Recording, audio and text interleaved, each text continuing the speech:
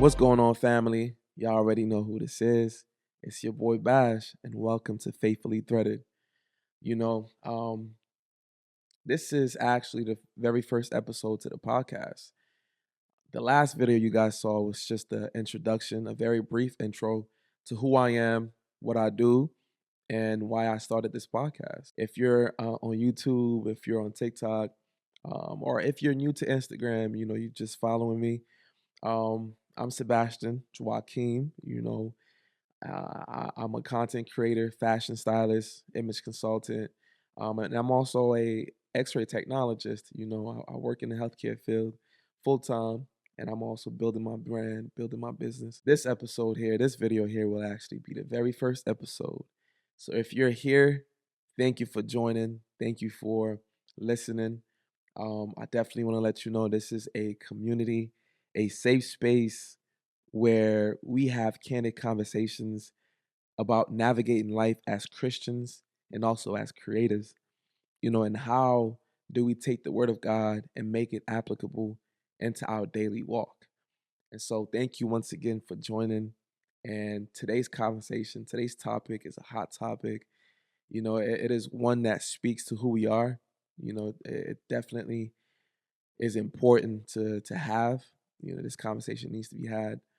Um, because there's a lot of people out here in the world who do not know who they are. They don't have a sense of identity, and so I definitely wanted to open up this conversation with you guys, and just kind of give you a little bit of wisdom on that, and what it means to have an identity and why it's important where we get our identity from. So first and foremost, I definitely want to speak to the dynamic of family, because I feel as though family is one of the backbones to our identity, to who we are as people, you know, and and family is the reason why we have personality, why we have certain characteristics, certain beliefs, because a lot of things actually start at home. Home can mean a lot of different things. Home for some can mean, the typical, very traditional home. You have your parents, or maybe you were raised by your aunties, your uncles, your grandma, grandpa. And then home for others could be church. Maybe they didn't have a stable home and they kept moving from home to home, and so church was their foundation. Or maybe you were just one of those people who were out in the street. You had to build your family with those who really lacked that family dynamic, and so you created a brotherhood or a sisterhood amongst other people who were kind of didn't have the same opportunities as most did. We learn our names from our family. We learn how to talk, how to walk. Um, we learn who we are. We learn about our culture too through our family. Side note, right? I was having a conversation with one of my boys, my best friend, and we sometimes disagree on a lot, but on this particular topic, we actually agreed on some things, and the topic was what makes a man a man.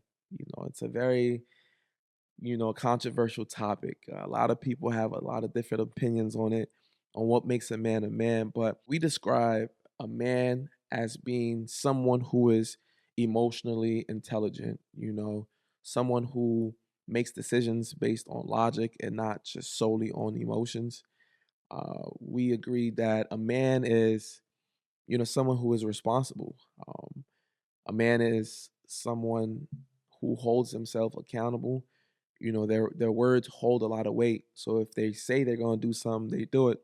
And if they can no longer do it, then they communicate that. A man is someone who is emotionally intelligent. They're able to respond to certain situations rather than react. But what I think is most important to what makes a man is the ability to command with authority. If you don't have authority, if you're not able to command, then and I'm not talking about commanding as in dictating, telling people, bossing people around, but just really knowing how to be a leader, knowing how to stand in the gap and, and be a critical thinker and be able to solve problems when people are dependent on you, when people are relying on you. And so now I have a question, right? Are you not a man until you possess these qualities that I just mentioned?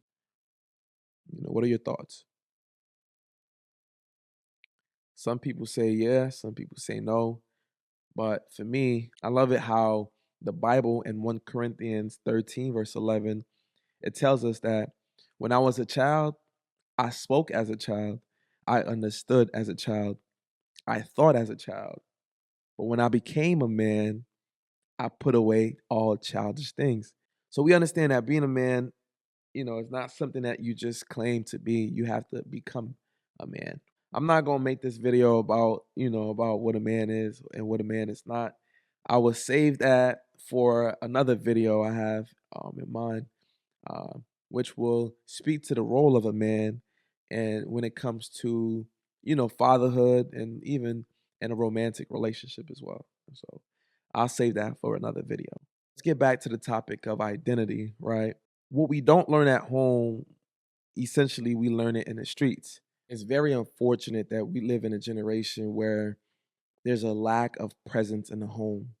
And what I mean by that is, you can have family members, you can have loved ones, friends who are there physically, but if they are not actively pouring into you, showing you love, you know, um, uh, supporting you, correcting you, then essentially they are not present in your life. They're just a filler. And that is what we are facing in this generation. We just have a lot of broken homes because, you know, people are there physically, but there's a lack of communication. There's a lack of love. There's a lack of empathy and compassion. And so a lot of people are left more damaged than good, even with the physical presence of someone there in their lives. As for me, being someone who was raised in a Haitian household, there was an emphasis of value on faith, family, and education. Growing up, we only knew three things: l'école, Lakai Leglies, you know what I'm saying? To all my Haitian people out there, y'all know what I'm talking about. Y'all know what I'm talking about. Outside of these three things, family, church, home, or school, you couldn't do nothing else. And that was that. And my parents made sure that, my brothers and I were definitely well mannered, that we were respectful, and that we made sure not to embarrass the family name, because that was one thing that they engraved in our minds growing up here in America. It's that, yo, whenever you out in the street, don't act up, don't do nothing stupid, don't bring any shame to the family, basically. And that just always stuck with me. And so I kind of carried myself a little bit differently. So ultimately, I'm a product of my environment, and that's what we all are. We are a product of the environment that we are surrounded by. Though we grow up in these environments, sometimes toxic, we have a choice. I believe family is one of the closest things that we have in this life. Don't get me wrong, we may not always feel like we're close to all our families, right? But I believe family offers us the opportunity to be better, to get better. Because oftentimes, we are put in certain situations we didn't ask for. Sometimes the environment of a family can be very toxic, you know, and um and it's very detrimental to our health, to our mental health. We realize that the things that we endured, we don't have to continue to perpetuate. We don't have to keep the cycle going. We then have the option of doing better, to realizing what we lacked in our family, right, in our home, and to make sure that we are full of those things now, right? We are full of love for our friends, for our distant families, that we are full of support for those, for our friends who need it. And also, we become better, not just for ourselves, but for our future. kids, even, for those of us who want to have kids. And so the family dynamic, even though it may not be the best sometimes, it definitely offers us a little bit of insight, on how to change certain things for the better. So what you didn't get in your family, now you're able to acquire those qualities, and be better, not just for yourself, but for your future generation. Lately, I ain't gonna lie. Lately, I've been noticing this pattern in the conversations that I have with my friends, and it's been, this topic of awareness, becoming aware of the things that we endured as kids, within our families, within our homes. And it's like, okay, we learned these things, we're becoming aware of these things, right? And now it's as if God is calling us to be the repairer of the breach, whatever was broken in our family. It's like God is calling us now to break the generational curses. And I'll just be like, God, I ain't the strong one for this, for real. Like it's a lot. Sometimes it could feel like a burden to really carry this weight, because you feel like you're the only one that's doing this. You're the only one putting in the effort. You're the only one who's seeing the issues, what's broken about the family. So it's like whenever God allows us to be educated and to come to some new knowledge, God will now hold us responsible for that new knowledge that we have. And so it's hard to see certain things and just avoid it because now I feel called to it. And so that's been one of the topics that a lot of my friends and we've been discussing. We're like, yo, how are we going to do this? Because it's really tough. But I think it needs to be done because if not us, then who? If we don't step up to the plate and do what needs to be done, then who's going to do it? And so it's about time that we really stand up and we really start to, make a difference. We really start to be a little bit more proactive, even if that means we're changing our perspective, we're changing how we move, we're setting boundaries, you know what I'm saying, so that people do not take advantage of us or, they don't abuse us, and things like that. And so it's very interesting time that we're living in. And I just want to be like, God, you sure know how to call your people for real. But nonetheless, I'm up for it. I'm up for it. And so I hope you guys are up for it too. Um, because your future kids, your future family is dependent on it. So one of the things that God hates, that God absolutely hates, is people who sows discord in the family. He hates it. He said it in his own word that he hates it. So if he said it, he stands by it. So if you're somebody who is gossiping about the family, who is fighting, who is causing fights and causing separation within the family, God absolutely hates that. And I believe it's because God loves not just people, right? He loves community. So while we're making sure that we're not sowing discord in the family, right? I believe we should also be learning from our families, from each family dynamic. I know it's easier said than done. And I know there's a lot of you out there who've been hurt, broken, abused, and maybe some of you have had your innocence taken away. And so it can seem like it's unfair sometimes and like you don't even want to claim your family, or even you're probably one of those people who have been disowned or rejected by your own family. I know sometimes you may feel like you're alone in that situation. I know sometimes you may feel like no one cares. I know sometimes you probably feel like you're the only person in the world who's going through what you're going through.